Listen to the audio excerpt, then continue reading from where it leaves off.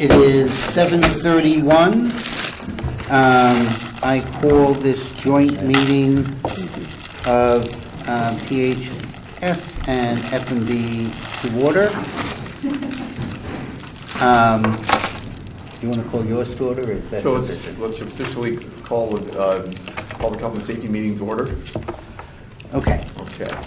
So we're all going to start off with the false alarm fees.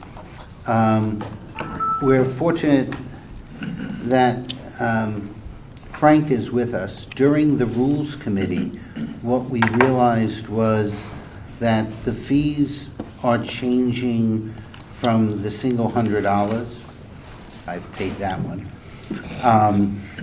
to a graduated 3-tier amount. That would require ordinances to be changed because the ordinance only has a single fee in it. And as such, within the 2 weeks from notification is not sufficient time to write, vet, and other things, so that the ordinance part of this, we're going to vote on the whole thing in the October meeting, but we thought we might as well take care of our 2 committees, and then when the ordinance comes, we can look at that. So, does everybody know Frank? That's Frank. Introduce yourself. He looks familiar to me. Please. I'd love to squeeze in here. Frank, for those watching at home, I'd Frank like you to pass these around, please. Frank chairs our town's government and structure committee, we call PGS&A. And they handle things to the charter or ordinances and, can I take one? Thank you. And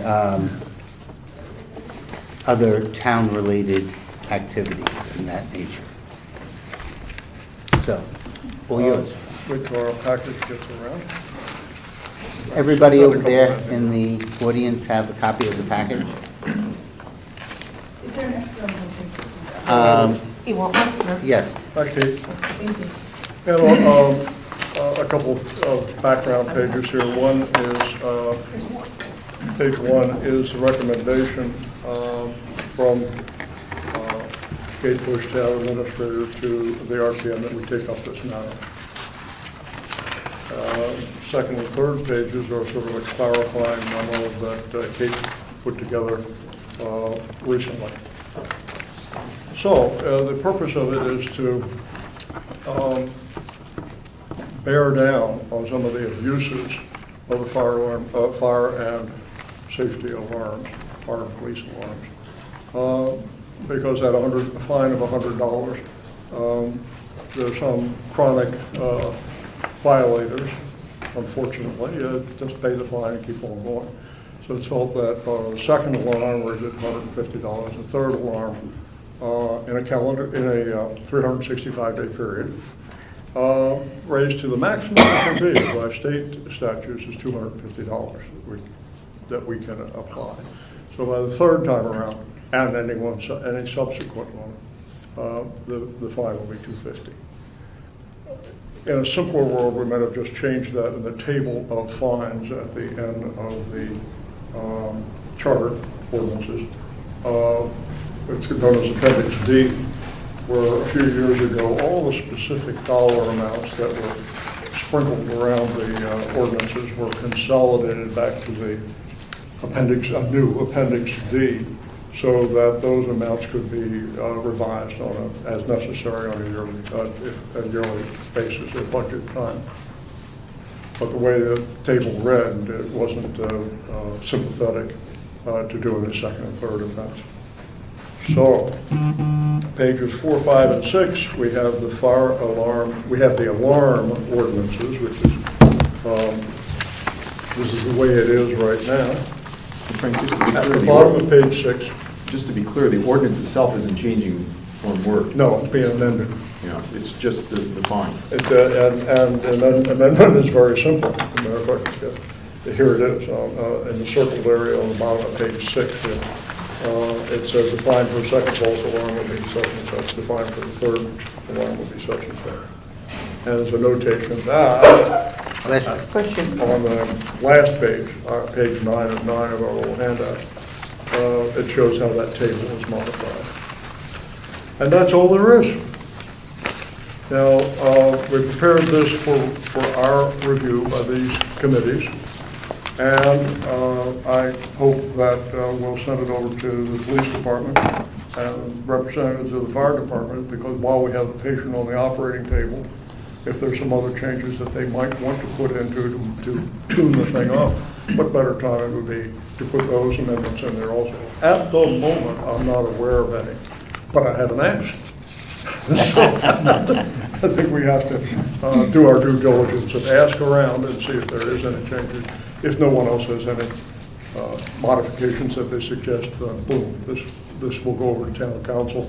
Town council will review it and send it back to us, and rules will put it on the agenda for the October meeting. Right. I saw some of the advanced materials that we received. There was somebody raised the point of maybe having a grace period or freebie of the concept for like a first warning. That would be at no cost. Was there any consideration of that? I'm sorry, I just kind of rushed this to hand it out, but with the Kate has researched the policy, we don't give warning.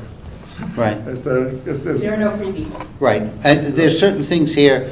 Bob Bush, who would have joined us but decided to have a vacation in Ireland instead, don't understand that at all. Only that he didn't invite us to join him. But Kate is here to answer any of the questions on the memorandum that was there. Frank is more of a... I think as this thing has developed over the years, if a person, a resident has a problem, which is a problem of a mechanical failure or something that needs to be looked at, I don't think they get immediately fined, but then there's a violation, then they get a fine. And that's our practice. There is someone, I don't recall if it's for police or the fire, where I know Adele Conniff is one of the hearing officers, where that if you do have or want to challenge yours, there is a process for that. But sometimes it's just best to solve it. Not on the fire, but on the police, I twice hit the panic button when I put my hand in or when I was sawing wood, which resulted in 2 $100 fines, and I resolved that by no longer carrying the fob. So... Kate, thank you for the research on the thing. It's revealed in your memo. Is anything that you know of that ought to be added to this ordinance in addition to this? Well, what the Board of Selectmen did was they were not looking at the ordinance in general. They were looking at ways to reduce the number of false alarms. And they felt that increasing the fees for repeated false alarms, because there are quite a few, they felt that that would provide an increased deterrent, hoping that people would get their acts together, do things properly. We understand that a lot of times it's construction issues and they're not protecting the smoke alarms properly. So hoping that would get greater compliance and reduce the number of false alarms, which reduces the wear and tear on the firefighters, the trucks, and reduces the number of times the horn sounds, which is really where it started. I also want to stress, and Kate always does this better than I do, the fines for both the false alarm for the police go into the police false alarm fund. The fire go into the fire false alarm fund. This is not a revenue generating fine. And here's where Kate explains this better than I do. Well, yeah, that's not, the intent is not to raise revenue, the intent is to deter the, I don't want to call it bad behavior, but the lack of compliance. Money by ordinance has to go into a separate fund and only be used for the benefit of either the fire departments when it's the fire or false alarm, or the police department. It's supplements the budget, it does not supplant the budget. And at least, if I recall, for the times that I've been associated with the budget, there is discussion of what they're using those funds for from the fire group. And they've been typically things that, you know, are an add-on that benefit the firefighters, or in the case of the police department. Can I ask, how many, when you say repeat offenders, what's the range of how many times in a year, you know? I didn't bring the police statistics with me, but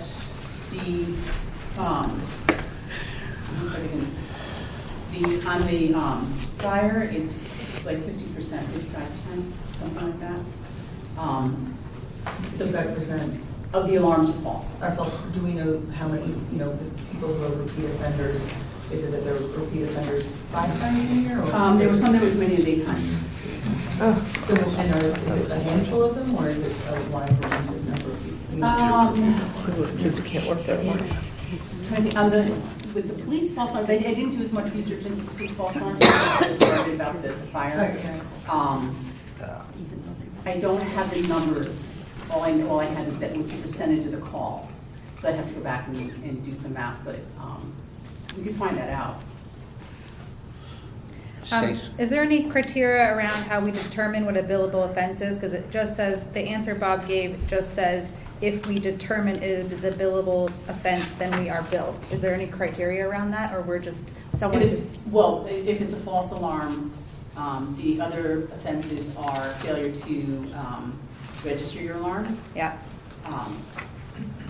I'm just going to start here, just because I violated that, because I thought if I handed it in to the fire when I had my alarm system, that would suffice both, but they're two separate systems.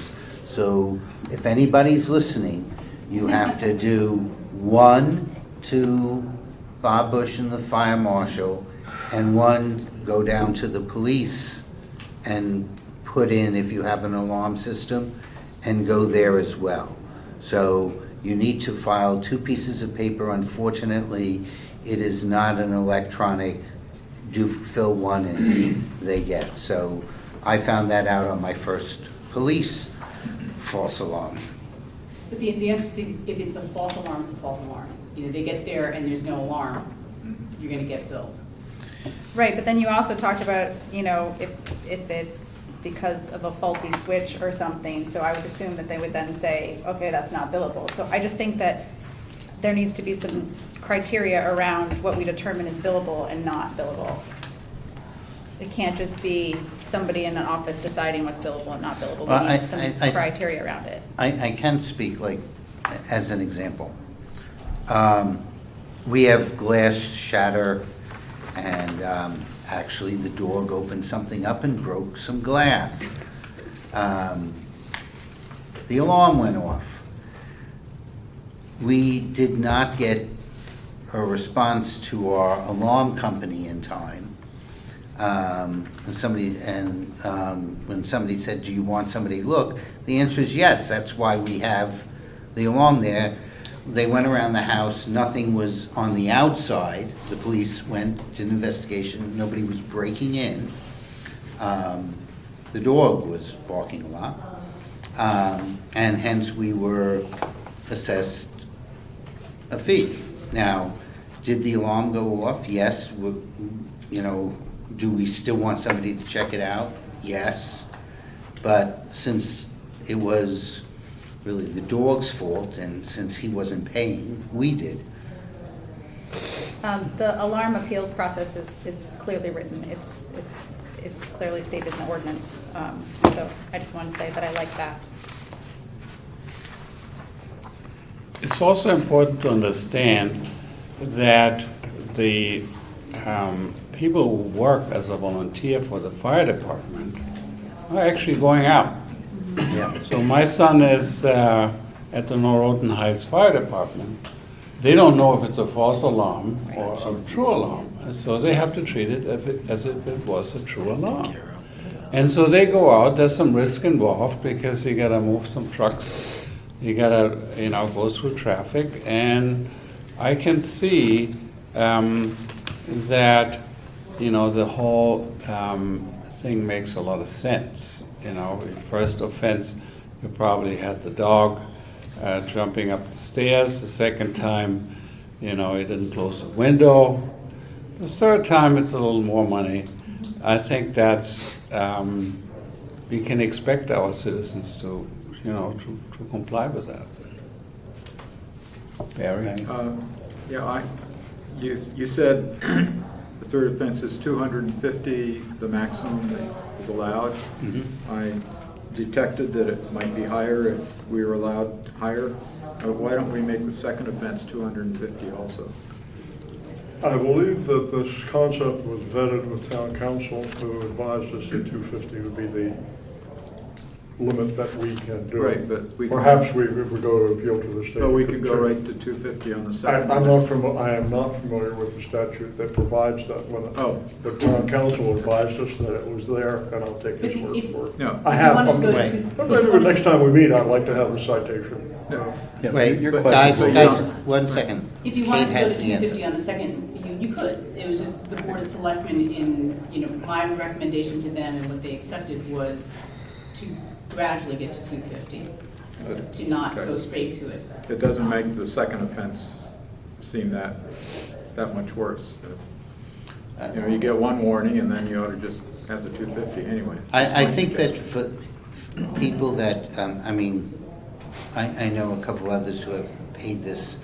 When you start seeing that, wait, I thought the last one was 100, and all of a sudden you see that it's more, and inquire, and then find out, by the way, the next one's 250, that sort of gets your attention. Okay. I think when Seems reasonable. this is discussed at the RTM, probably the newspaper articles that follow that or surround that event will be very useful to let the town know that the thing is tightening up, and perhaps people will pay more attention to it. Yeah. But right now, again, while we have sometimes gone into the police side, this is only on the fire side that the fees are increasing. So, and I will tell you, they've been at my house twice. Once was with the smoke, and we didn't respond to ADT because we just moved in, and we didn't know who was calling us to tell them not to show up. And buying them pizza did not reduce the fee. But they did have pizza. Was it good pizza? No, I don't know. That might be the I problem. sent it to them because they showed up and were very helpful in explaining what we had to do. The second time, somebody decided to make a fire when I wasn't home and closed the damper, and the entire house was filled with smoke. That was not deemed a false alarm, as they went and put out the fire in the fireplace and then put fans to make the house smell like it did before they tried to make the fire. So, they are reasonable in their review of these things.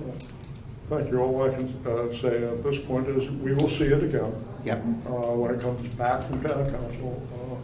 And as Sandra rules, reviewed by rules will assign to the committees, and this will be, we'll have another opportunity to discuss it, except at that time, it will have to be formalized in a resolution. Now, there is something, since there were some questions, and we do have Kate here. So, I know there was some requests for additional information. Do we want to go through that again so that when we're taking a look at this in October, if those things are available, we can have that information as well. Scott, you want to know if there's a definition of what is billable? The number of repeat violators? Anything else? I think it was just a comparison to the police, but did anybody want to see any police reports, how many there are, false alarms or anything like that? It took the number of repeat violators for both. Okay, sides. super. Are there any other questions? That way, Kate can have a little time, get it, and Kate's really good in getting us that information. One thing that just occurs to me just now is that I know you track the number of violations over a number of years, right, in a little chart. But I'm just kind of curious how the number of registered alarm systems have grown in the same number of years. I don't know. That's what I know. Because if the registered alarm systems have gone up tremendously, I'm just kind of curious how that is as a percentage of that total, the number of violations. So, That's a very good point. Is there any other questions for Frank, for anybody else? Thank you very much. Well, thank you. Thanks, Frank. Why don't you guys, do you have a form? We do, yes. All right, so we're going, if there's no objection for F&B, I'd also like to change the agenda. PHS is going to vote on their last minutes, and then we can vote on ours, and then we can move on to the rest of our agenda. So that way, nobody has to get up into the hallway and vote, which is silly. Yeah, our last meeting was on June 10th, and any comments or corrections? Gary? Max, you made that comment that we talked about before the meeting about the one suggested resolution, or is that something we should wait till after the minutes are approved? I'm talking about the removal of snow from the sidewalks. Well, I'm not sure what we We talked about it now, but we have to Well, approve the minutes first. Well, I'm saying, do you want to talk about before we approve the minutes, or you want to talk about after? We can talk about that afterwards if you want to continue that, but that's, all we're really doing is just approving the minutes. Fine. Okay. So any corrections, spelling errors? No? Okay.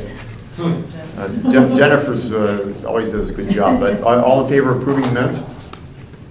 Great, thank you. I will say something else. Since your committee was actually the lead on the police contract, if you recall, one of the changes was the creation of a defined contribution plan for certain employees, which would allow a retired police officer to be part of the civilian dispatch.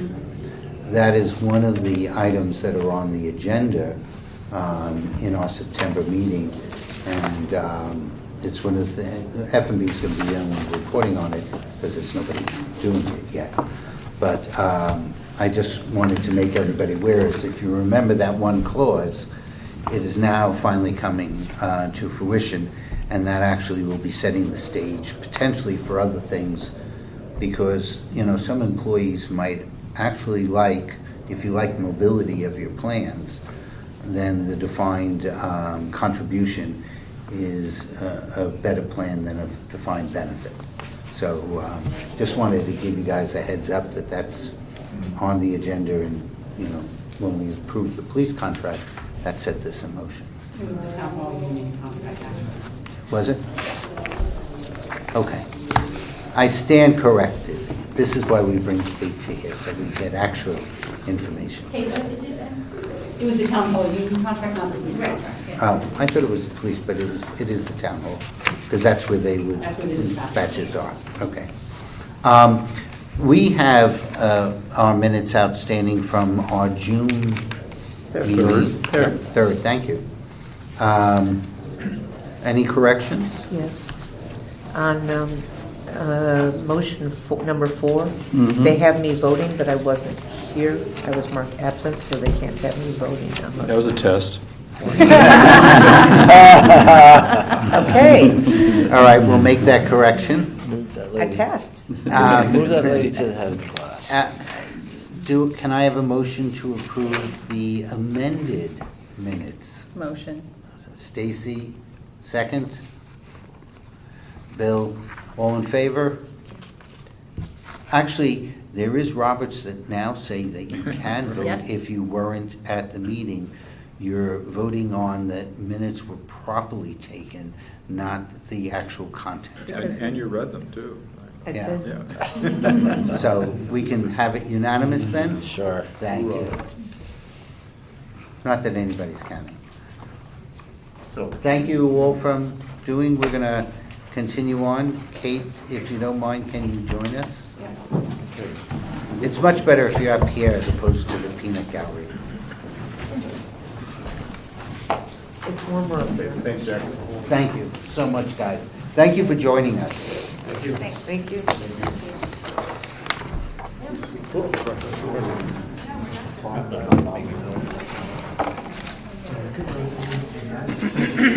Okay, so there's no action that we have to take on the false alarm fees.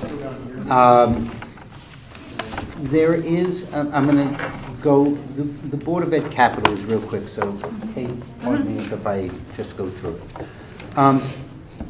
This, if you recall, should make Bert like giddy as a child.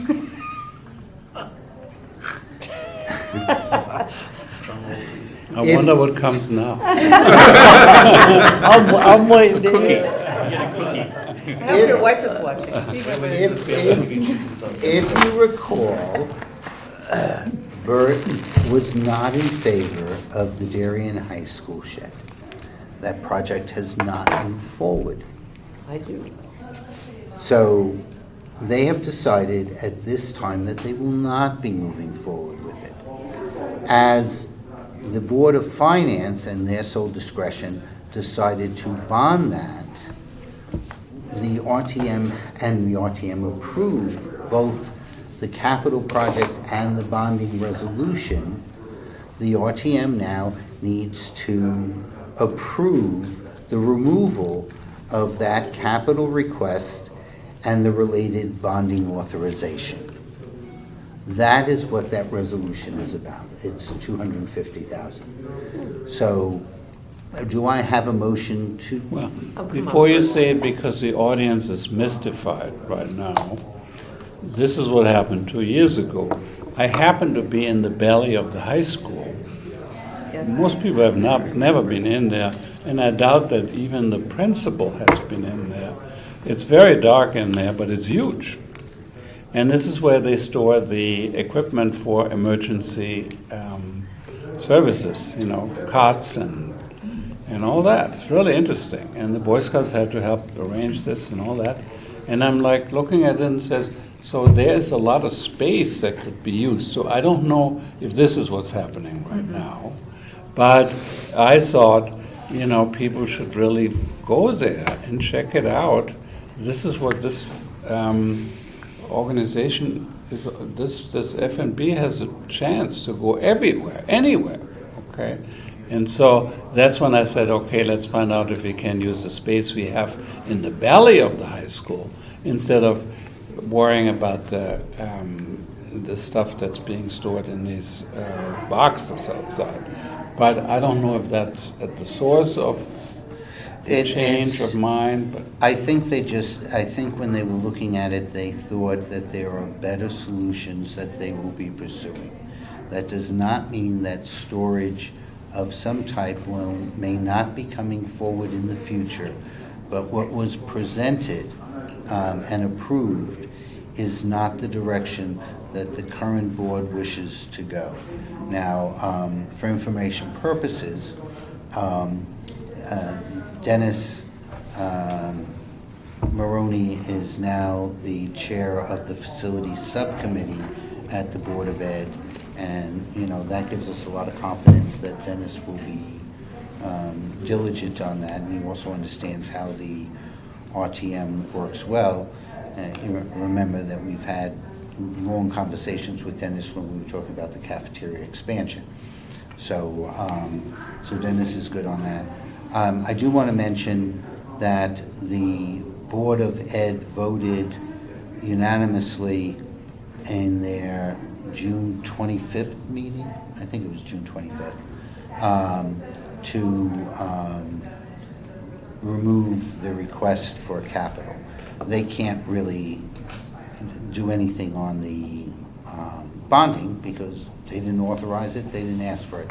But at least for the capital, they voted on it, and it was unanimous in their decision. So mechanically, how does this work? Because technically, this item was included in a bond issue. Never issued. It wasn't, the bonds weren't Oh, issued. the bonds weren't issued yet. So- Okay. You're going to receive the authorization. Okay, I thought that the bonds had been issued. So, and it yeah, had to be what like it a really does is, reallocation. this is nothing more than a balance sheet footnote adjustment. All right.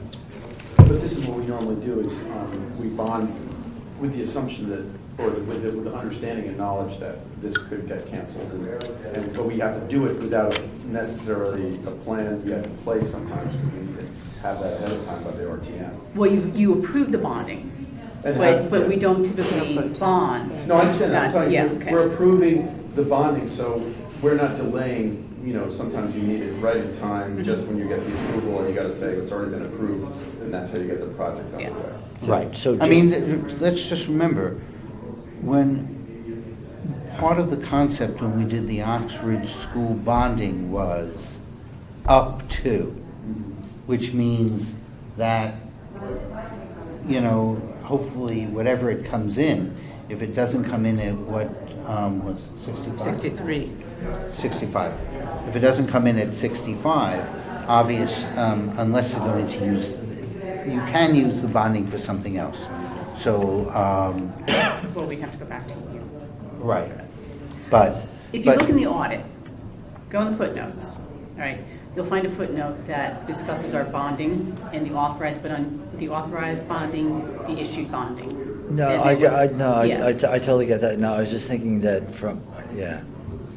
It's very rare From- that we have issued the bonds Well, and not No, spent the all money. right, so for me, just for an education, when there's a situation like this, do we always issue prior to the project happening? Or No. we often fund from the general fund, either all or some portion of the project, and then reimburse the general fund for? Right, so typically we spend first, reimburse later, because there are arbitrage regulations that we have to have spent the proceeds within a certain period of time. Before we. So we tend to wait to issue the bond so that the proceeds are actually spent when we issue, so that we don't run into arbitrage rebate issues. So it'd be very rare for us to have issued the bonds and then not spend them, or have them already spent them when we issue it. one of the things that we did, I believe, is we did bond for the cafeteria expansion. I apologize for my phone. Your alarm's My- going off? Sorry. Yeah, that could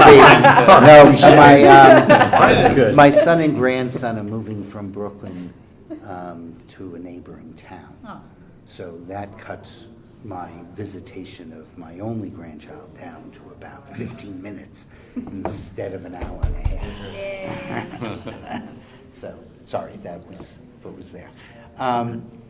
So, do we have a motion on to move that? Motion. Stacy, David, all in favor? Seeing that is unanimous, we can move to the next one. Okay. Discuss and take, I had a conversation with Tim today. On the 23rd. Yep. Okay, so discuss and take action on the appropriation for the 2020 bicentennial celebration. And I also want to just briefly, but I'll pass it on to Kate because she's better at it again, review the town gift policy. But essentially, and I passed around the spreadsheet, back in 1820, I remember. some days I feel like I do. That's why I can park in the senior spot. After 8 attempts, the Middlesex Parish was given approval to secede from Stanford and become our town. And while they talked about what the various names were, it turns out that the gentleman that orchestrated this had a friend of his who was a sailor who was visiting, who had just returned from the Isthmus of Darien, and hence that's how the name of Darien happened. The Isthmus of Darien is now referred to as Panama, and some may recall that we used to have a sister school in Panama, which now makes more sense when you have that little tidbit of information. So the town is planning on celebrating the creation of Darien as a town. That does not mean that that's when we first existed, because if you go down to the auditorium, Reverend Mather is leaving the Congregational Church, and he did that before 1820 because the British were coming. Or the seal. It says 1737 behind you. Yeah, well, actually about 1640 we said, but so so there is going to be a great celebration going on. A committee has been established. They're going to raise $75,000. There's two parts to this resolution. First is the acceptance of gifts, and 75, and every little bit helps. More on that later. And then, because there's no appropriation for the town to spend this, we have to approve a $75,000 appropriation. Embedded in the list was $6,700 for merchandise that will be sold. And I spoke to Jen about it, saying, wait, what's going on with that? Because if they get the money, after they spend it and they get the money, does that allow them to do it? And the merchandise account will be handled as a contra account. So from our mouths to our citizens' ears, if the merchandise sells out, they can reorder and get more, and they can churn that. And if there are any extra funds, that can be considered part of the $75,000 donations and contributions they're looking for. There are 4 events. We're not going to go so much into the events. We're going to talk about the finances. The intent is that if they don't raise the $75,000, they're not spending $75,000. They will be cutting back. In addition, within the gift area, this will be accounted for separately. It will be viewed very closely by both Jen, and I'm sure Kate will be looking at it also to say, Jen, did you look at it? Now, we want to make sure, but remember, they have time to do it. If this reserve account ends up in a deficit position because our year end is June and there's still other events, it can stay in deficit. And the fact of the matter is, our last event is in October, but we still would have time to, if it is in deficit, small deficit, we still have time to fundraise. I do want to mention, if you recall, part of what Kate and Jen did last year, and I've joked about this, in fact, situation, is that they redefined the gift policy to the extent that if somebody made a contribution of $3,000 to do a park bench, and we spent $2,937 and you had $63 left over, it was sitting in account, and nobody's going to account for that, and it costs more to account for it than you're going to spend on it. In addition, we have the 2020 bicentennial. We can only have one bicentennial. So if we end up with extra funds, it would be stuck in the reserve account unless we made the change. So while all gifts will be used for the intent of which it was provided, if there are, as Jen calls it, if there's little scraps left over, those monies will be moved to the general fund. which makes a lot of sense. It's very clean. And basically, that's what we're going to be reporting on. Is there anything else? No? So is there any questions on this? I mean, it should be fun. We were suggested that we should be low-key on this. My response was, I will be as low-key as I personally possibly can, which is really difficult. They're looking to raise $75,000. We're not going to be able to take credit card because there's some concerns about security and other things like that, not actually fees, of what system we would use and how to control it. But they will be taking checks. So if somebody is so inclined to make any contribution, the committee will be presenting to the RTM next Monday. I know most of us do not carry checks with us, but please consider carrying a check. No amount is too small. It's there's a lot of good things to contribute in this town, so nobody's asking or putting pressure on you, but 5, 10, 25. Bert's going to give $500,000, but Can we set up a town Venmo account? Only if we it's, actually looked at setting up Venmo also. only if it's earmarked for the tricentennial. So I mean, Jack will still be here. right, and parking in the same spot. The fact is, though, I'm not putting any pressure, but for those so inclined to give, please consider bringing a check. The committee members would be there, and they're very grateful Hey, that's to the for town or anything to they the do. bicentennial? To the town of It's Darien? to the town of Darien. Tax deductible. Yes, it is tax deductible. Oh. And it should be noted also that, and part of that list was $35,000 for markers, and they're currently in negotiation how to do it. Somebody may be actually doing the purchase and then gifting the markers to the town for historical spots around the town. Bert, can you cover the rest of us too? But just put my name under it. That put- will put my be, name in the battlefield. that will be coming back to us once that is resolved. But, so, do I have a motion to move the 2020? So moved. James? We have over there, Mike. All in favor? Thank you. And I'm trying to be as low-key as I could on that. Is there a box somewhere where we put the check in, or we give it?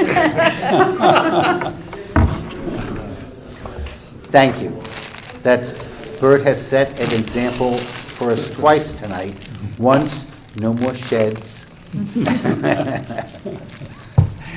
I knew when you saw that you would be tickled. heating. Okay, that brings us, Terrible's gonna happen now. that brings us to our resolution on the defined contribution plan. The group that will be, the company that will be running it, let's see if I get my numbers right, already runs our 457.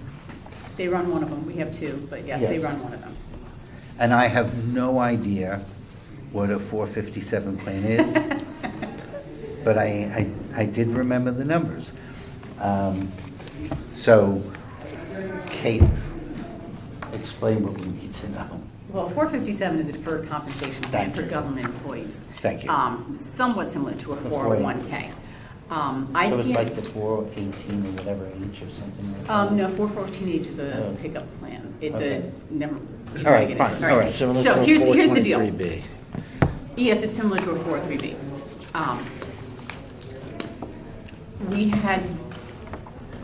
We had issues with the police union wanting their retired members to be able to be dispatchers. But our town pension plan has a provision in it that basically prohibits it. If you can't retire and receive a town pension and come back to work for us and make more than 30% of what you were making, 25% of what you were making when you retired. The dispatcher is a union position. There's a grade and step table. There's no way to hire somebody at the level that would allow them to be a dispatcher and fit in with the pension.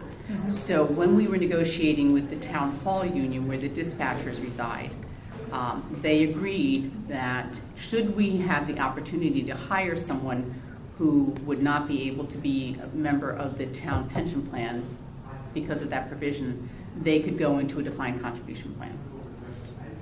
So we had further negotiations with them this summer. We agreed on the terms of the defined contribution plan, which is basically the employee has to contribute 5%, we will match the 5%, and there's a 5-year cliff vesting provision. We have chosen ICMA, which is the International City Managers Association Retirement Corporation, to manage the plan. They do this quite a bit. That's what the ICMA-RC, that's what their business is.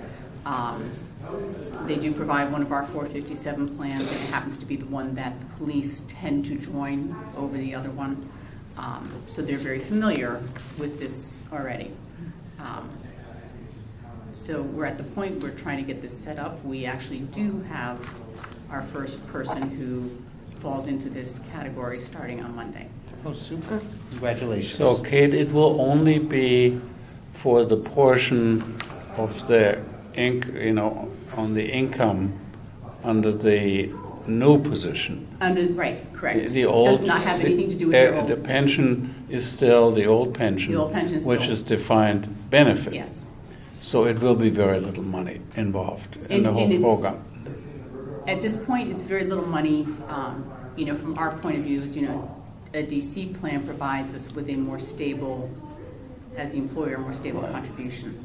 For the employee, it provides portability, control over the investments. They have different provisions if they, when they retire. Right now, under our pension plan, you can only leave your benefit to a spouse. With the DC plan, they can leave it to whomever they choose. No, my concern is it's only going to be one initially and a handful down the road, and even at that time, fairly small amounts. What are the fees that we have to pay? We do have to pay a $1,000 annual fee. Okay. Other than that, the fees are part of the, the fees for the investment come off the employee's account. $1,000 is fixed, no It's matter a how many fixed, people yeah, get no matter involved. how many people. So. I would say, right now, there's the one. This class, that could grow, but we, in our union negotiations with the police union, the last time we did propose a DC plan, we had also proposed that with the Public Works Union, but then we had to withdraw because there was, in their contract from the previous negotiations, we were actually prohibited from proposing any changes to their pension plan until after that contract. Remember, we capped it in that. Because, when we put the cap in, so. Every new employee in the police department still goes into a defined benefit plan? A new police officer. Yeah.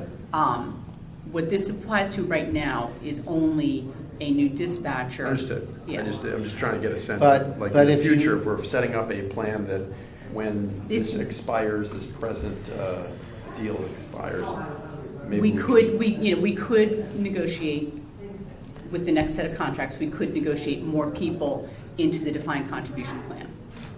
Right. What's the match on the other DB plans that we have? There's not a specified match. The employees put in 5%, and we pay on an actuarial basis. On the town side, our contribution has been about 9% of payroll. And the numbers are actually if you go into the audit, you'll find So them in the audit. 9% of payroll or 9% 9% of covered their payroll. contribution? No, 9% of covered payroll. So That's in why other words, people- if it's on average, from my interpretation of that, if it's 9% on average, should people move into that, for that people that move, it's a 4% savings To the town. to the town. And that's precisely why they don't want to, people don't want to move from a defined benefit plan to a defined contribution plan. No, that part. I think that's no, more that- psychological, that, you Yeah. know, the defined benefit, you know you have something when you go. The defined contribution, you're going to have a fixed pot of money, and will it last you throughout your retirement or not? You know, there's that uncertainty. But that wasn't really what I was getting at. What I Okay. was getting at, because in corporate land, typically a 401k match is 3% or less. So a 5% match to me initially sounded high. So I was sort of wondering, sort of how do we light on that? And I was curious about the other defined benefit plans to see what the matching. Well, we don't, yeah, in our defined benefit plan, there isn't a specific match per employee. It's the actuary calculates what we should contribute in order to fully fund the pension plan over the next 40 years. Got it. So it's a but- whole, but it calculates out to, we can take a look at the amount that we contribute and see what percentage that is of the covered payroll. All right, got it. So But- then so- I misspoke. So for the other 457 plan. There is no match. Right. That's totally an Right. employee. They put in what they want to put in. There's no minimum, no well, there is a maximum by the IRS. So was the when- 5% just something that was negotiated? That was negotiated. We came upon that by surveying other communities that have defined contribution plans to see where we typically end up. We had also, as part of the negotiations, done a lot of studies as to what kind of contributions on our part would be comparable or provide comparable benefits to the defined benefit plan. Yeah. So Having legal limit discussed is that with you 6. some other time, but not. Yeah, no, yeah, that's fine. That's So fine. Keith, the limit is 6%, right, legally, so we do 5. On how much we can put into How the much we can defined. put in? Yes, into the defined contribution plan. There's a, there's a cap. Believe it's gonna be more like 15%. And the limit is the total that goes in, Okay, not who it comes from. okay. And so there are things you can do too, like, you could set it up so that the employee's contribution goes into their 457 and our contribution goes into the 401. And, because there's a 401A, which we can set up, so that you could, if you wanted to, have higher numbers.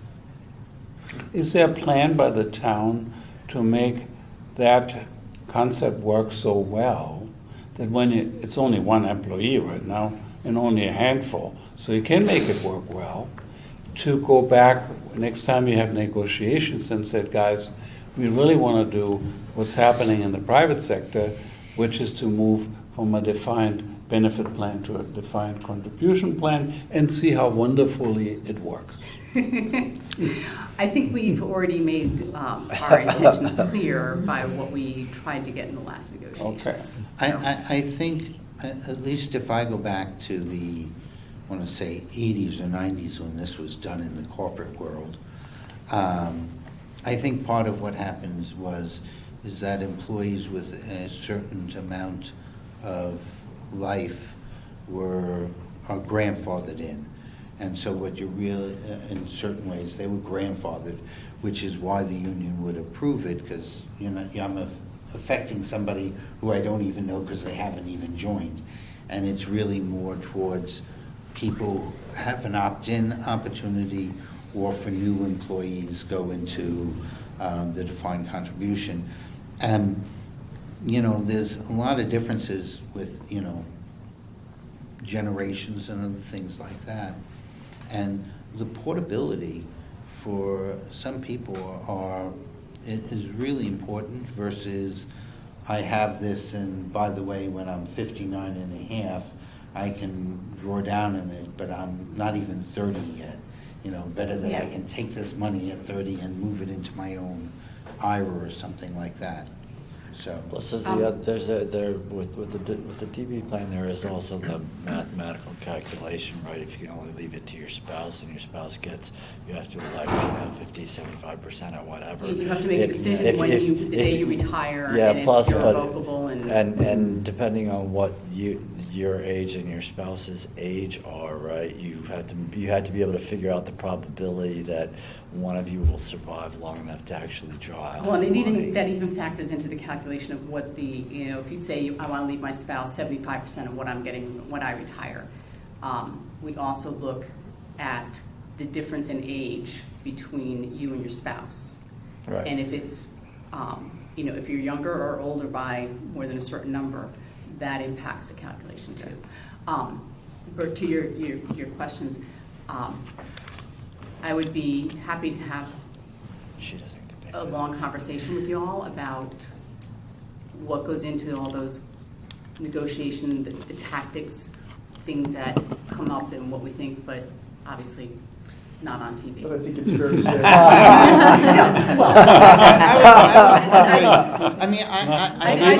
Not even the president does it. No. I'm glad that you said that, because quite honestly, I know that there has been a lot of conversation going on regarding school security. And I keep on telling people who ask me this, our general people are not going to find out what the school security is. It would be the equivalent of the Allies telling Germany what our D-Day plans were before we did it. You don't want to tell them how to invade? Right.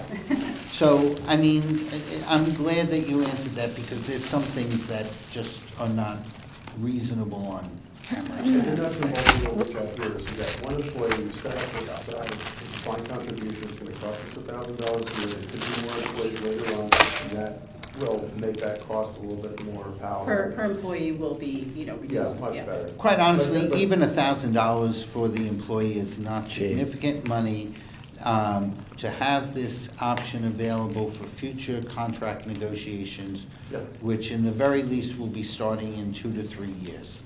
I think having it set up would be a good thing, because then you Yeah. can point to it, rather than say we gotta set up this thing we Yeah. don't know about. Right. And So- with a little luck, the ICMA funds will perform well, and the one employee will be all happy, and you'll be able to show them. Well, the other thing is the return calculations. The fund itself, the company itself, from what I understand, does a very good job.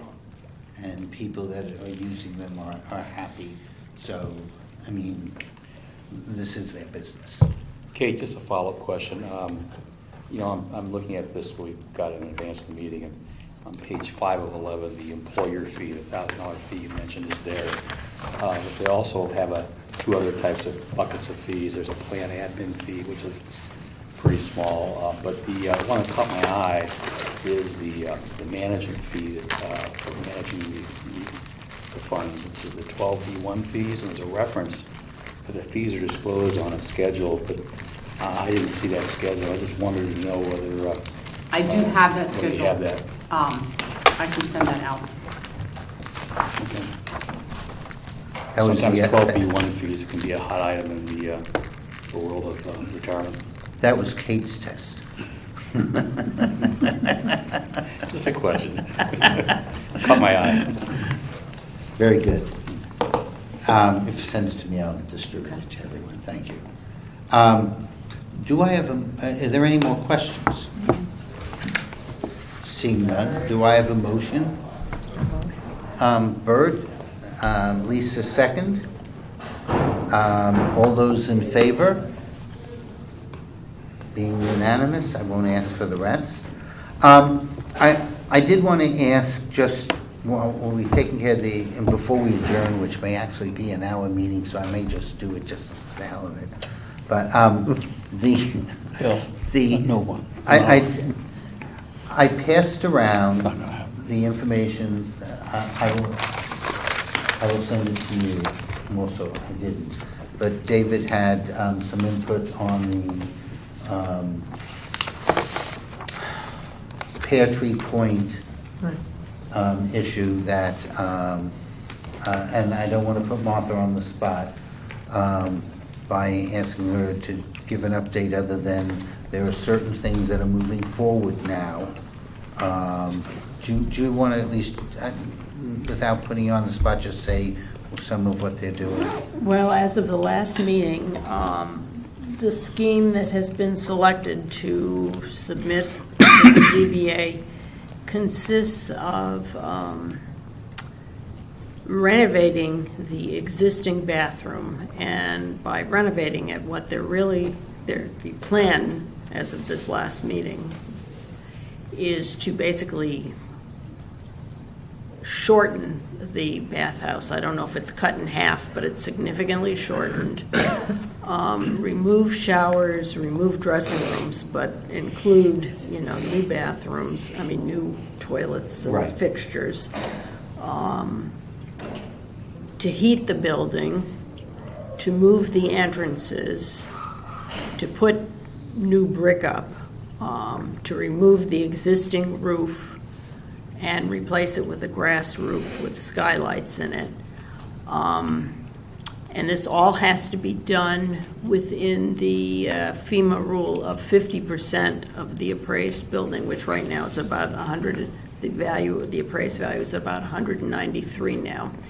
And the P&Z director suggested early in one of our fall sessions that it's inadvisable to use that full 50% because FEMA has a 3-year look back. If you renovate and there should be a storm and you have damages, you have, if you used all your money, you'd have nothing to renovate, you'd be stuck.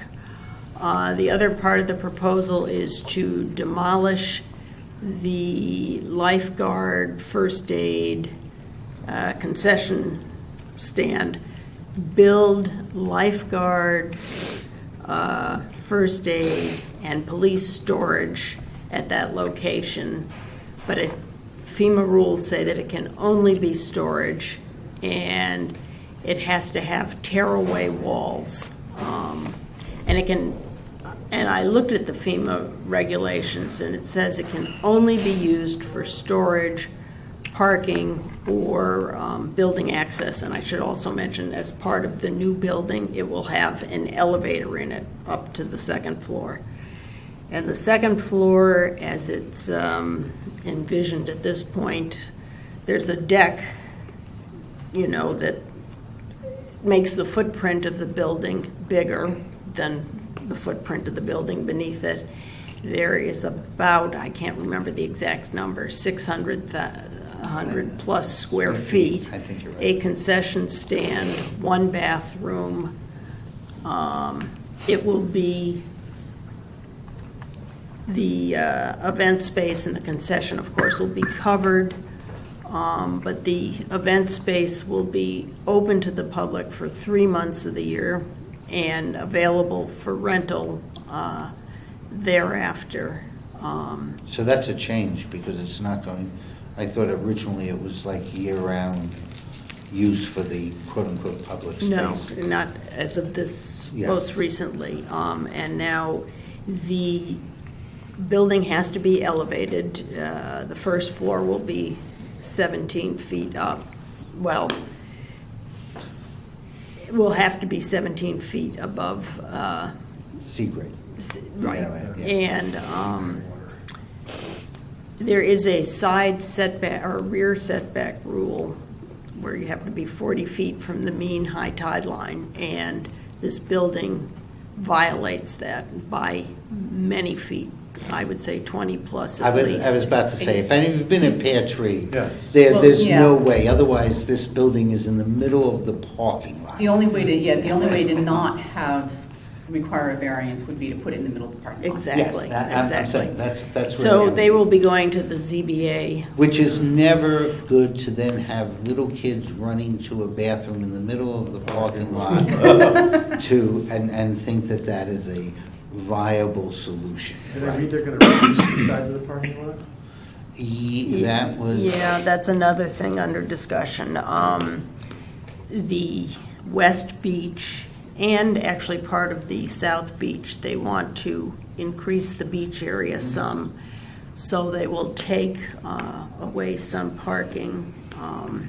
And also, I think the parking lot, the markings are a little bit larger than what the town requires now. So the way to mitigate that a little bit, even though you'll still lose 20-something parking spots, is to, make the parking lines smaller. I mean, I don't think that's sort of what's in the works at the moment. There's more parking at Pear Tree than there is at Weedy. Oh, yes. And part of that is because of the boat, But I do have a question because my usage of Pear Tree was never South Beach, West Beach.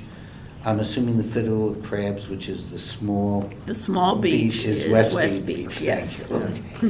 There's a, What yeah, do we, nobody knows. financially, what do we have in the budget on that? We have not created a budget yet, and part of it is that until you understand what the design is and other things like that, then you can put into place what it proposed.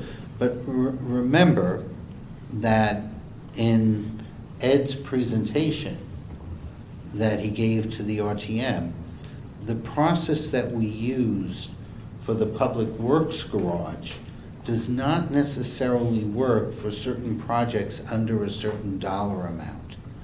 So while we will try to incorporate Bless as you. many Bless you. of the, We will make every effort to be able to do the same kind of thing we did with the Public Works Garage, where we go out, we get the numbers first before Right. we ask for a budget, before we ask for an appropriation, I should say. Right, but the Public Works was a much larger Yeah, I'm not undertaking. certain. If Yeah. you're talking about 50% of a building, that's $150,000. Well, that's on the no, existing. no, But the right. aggregate, the With aggregate everything projects that's are No, going but on. that's the Right. Okay, part no, no, would be the clear. expensive So what does part. it mean? It's not 75,000, 50% of it? yes, It's but no, that's that- only the- for the The bathroom. 50% is only pertinent to the bathrooms. That doesn't include this new structure they want to build. It doesn't include all the new decking. It doesn't include It the doesn't include the doesn't new include boat ramp. regrading of the parking lot, the No, expense. no, but It FEMA doesn't says, include FEMA the says you can beach only protection. spend 50% of the value. Before we have to comply with current FEMA regulations. yes. Right, which is Right, above so- 17 feet. which is, All we're talking so about- the second thing is complying with FEMA. That's only allowing Right. us to renovate the existing Okay. structure. Well, otherwise, you could do it, I think FEMA allows you to do something every 3 years or 4 years. We can build the new building. We could build a brand-new building, and that will have to comply with FEMA regulations. Okay. The 50% applies to, we have existing buildings. We can work on them. As long as we don't spend more than 50% of their value, they can stay where they are. We don't have to come up to FEMA code to date. So we don't have to raise it, we don't have to do the breakaway walls.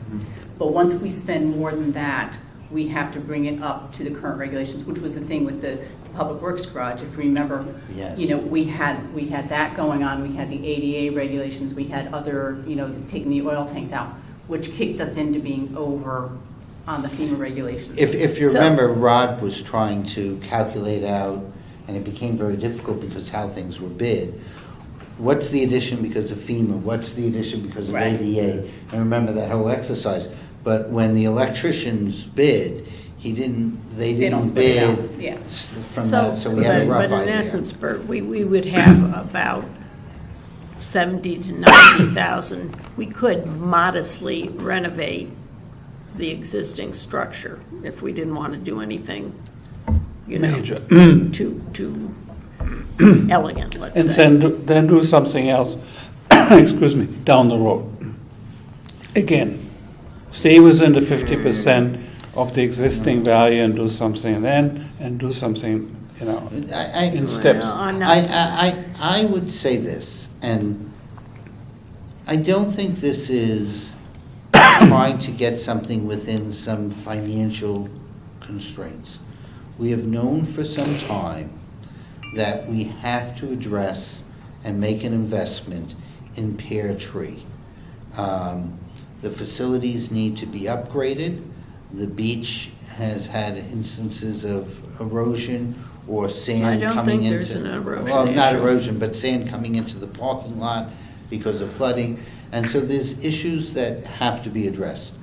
What those issues are is part of what the building committee that committee is looking at, and they will come back. My understanding is a new boat ramp is going in, and there's dredging that will have to be done. So they're going to come back with a full project plan, and what that value is yet not defined. But if I'm not mistaken, when you were on Weed Beach renovation a number of years ago, that was how large was that project? 3 million was the 3 million? So I would not be surprised if this, it's not going to be as large as the Public Works garage, but thinking that this is a $500,000 project is just far underestimating what this is I going don't to know, be. because the Weed Beach thing had to include camps and all the things Right. that go on at Weed Beach, and there was things that had to do You with can't paddle raise it. huts and Right. and that was No, a I mean, major it's- project. I think what we're trying to do here is to keep what we've got as much as possible and still have insurance coverage.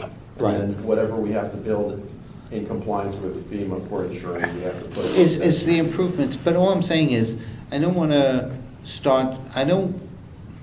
the way I put it is, I'm not worried about the finances at this stage.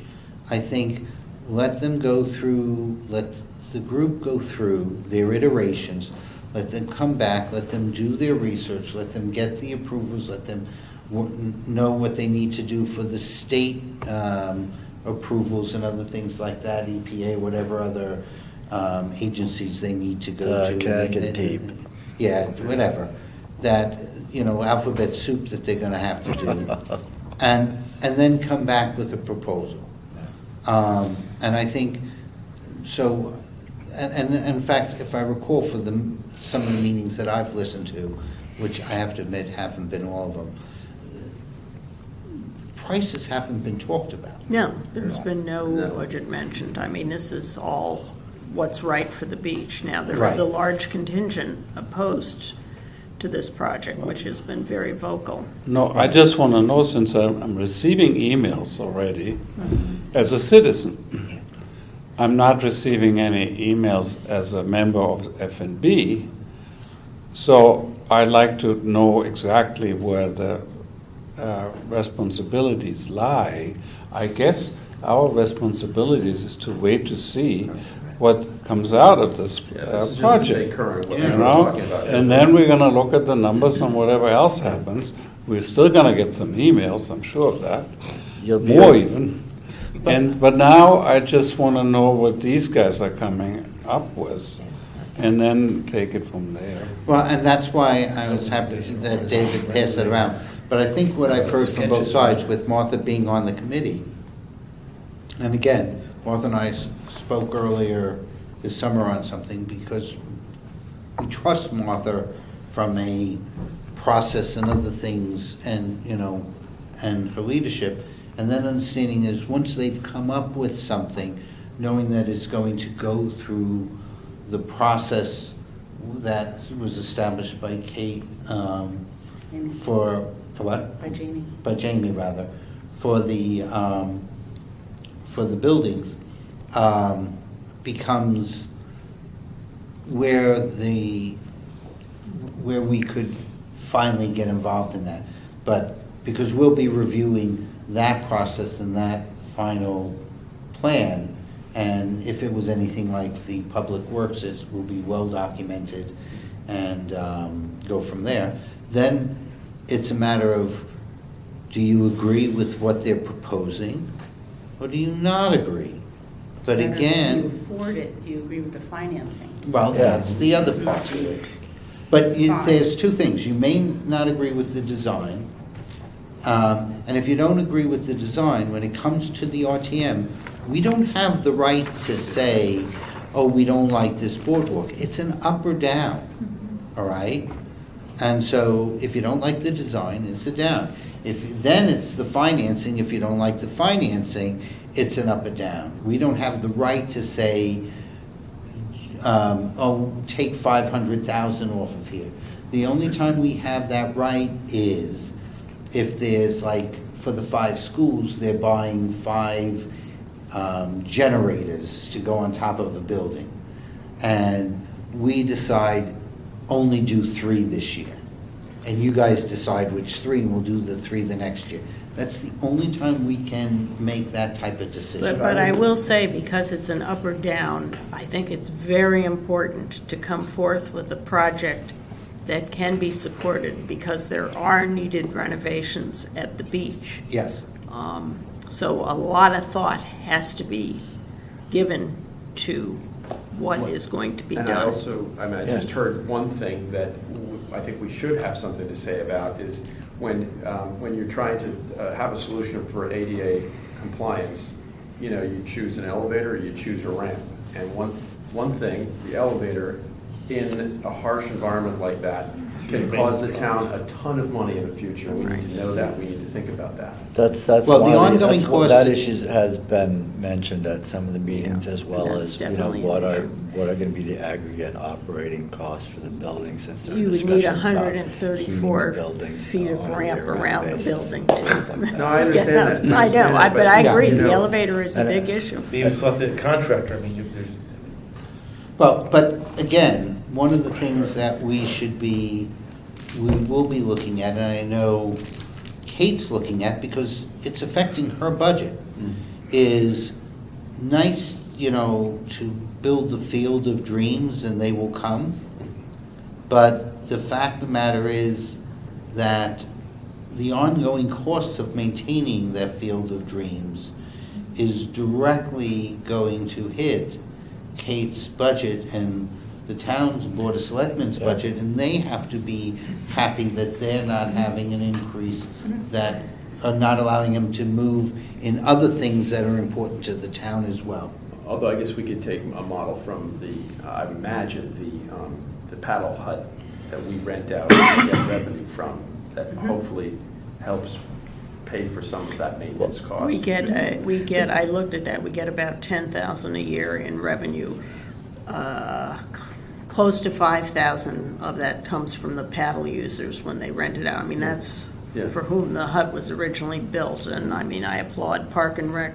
In the off-season, they have decided to rent it out I think at that's a good higher move. rate to people. But they are just bringing in 10,000. If you build a new raised structure with event space and a concession that's heated, You also need to have someone you're that's going to have some, managing that. you're going to increase your capital costs, but you're also going to have ongoing operating costs, in terms of heating the building, maintaining the elevator, maintenance in general. And the sales of concessions at Pear Tree wane in comparison to Weed Beach. So, I mean, one of the things in my listening to it, and I was talking to the television, it just wasn't answering back, was I didn't think that the question should be, should we have a concession or not have a concession? Because that's a limited question.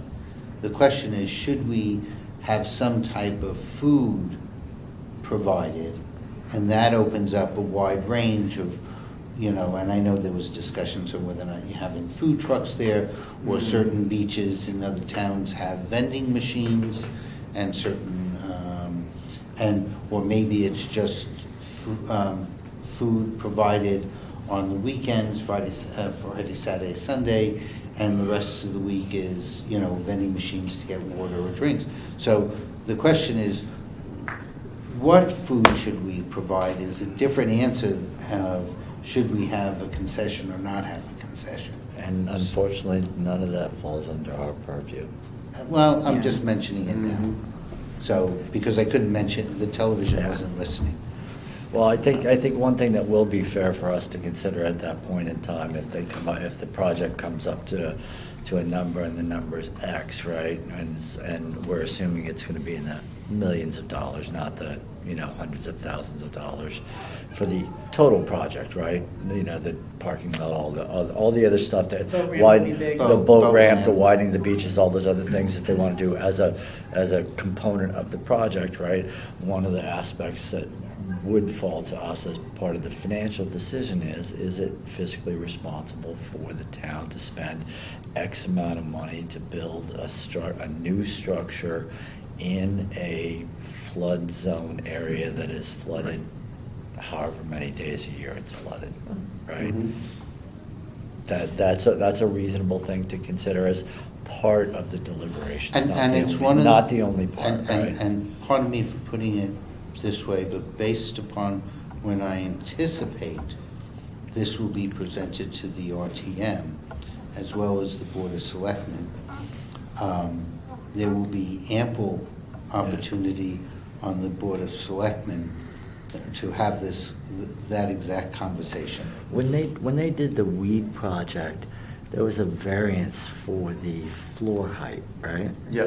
That was the ZBA variance, was it ZBA? That was given by the town, Yeah. and Jeremy's at a meeting in the fall said Yeah. he would never give a variance like that again. Okay. But that was for the floor height and doesn't necessarily, that was it. doesn't That was- necessarily. well, it should have been doesn't- elevated Doesn't a little bit necessarily more. apply to the mean high tide or the Yeah, it wasn't parking as- I variance. don't remember they're it being as discussing. sort of strict, and this is before all the big storms we had. I'm not Yeah. saying, Yeah. I think things have changed, at least from you're talking about. It was pre-Sandy. And- Pre-Sandy, and you still had, whoever provides the flood insurance. Yeah. Were there any, how difficult, just out of curiosity, how difficult was the Connecticut Deep? I don't know. In terms of that project?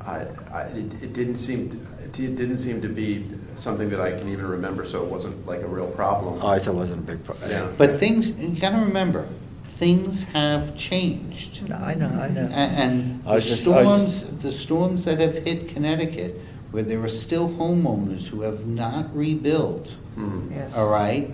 Yep. And new administrations that treat FEMA and FEMA funds differently, Yeah. all right? What happened 10 years ago may have absolutely no bearing. Okay. Yeah. So, I mean, that's just my take in right now compared to what we went through. Because Wheat Beach was a pretty simple thing. There were only 3 people who voted against that, and actually I was one of them. Only because I thought it was not the right economic time to make that investment. And that was where my family went. And I love the beach, mind you. But it was more or less, it was happening just when the economy was starting to go. Yes, We that put it was on hold part for of like 3 years. Yeah, Yeah. yeah. And that was part of the reason why I We don't get voted it done when quick. and then it was on hold for 3 years and then Yeah, it then went we got it through. already. Yeah, And we, yeah. When it Value went engineered went a lot of through. it out, too. Yeah. So, but anyway, any other conversations, other things like that? Only one more thing I do have to add, is that contrary to the rumors that have gone around town hall, I am in fact still alive. What? And I do Still a not resident. live in New Canaan. That somebody went to the Register of Voter and asked for an investigation on where I lived, and that I should be removed from the rolls. That's a whole different story that we can have a conversation offline on. But I do live at 197 Hoyt Street. If the gray van is there, you're all welcome to stop by for coffee and tea. What about the scotch? You can I start will. ready to light a Screw fire. the coffee Light a and fire, tea. you leave the damper closed. Wasn't me. You can imagine who it was. It was. Yeah, we know. We're off. We got it. we're-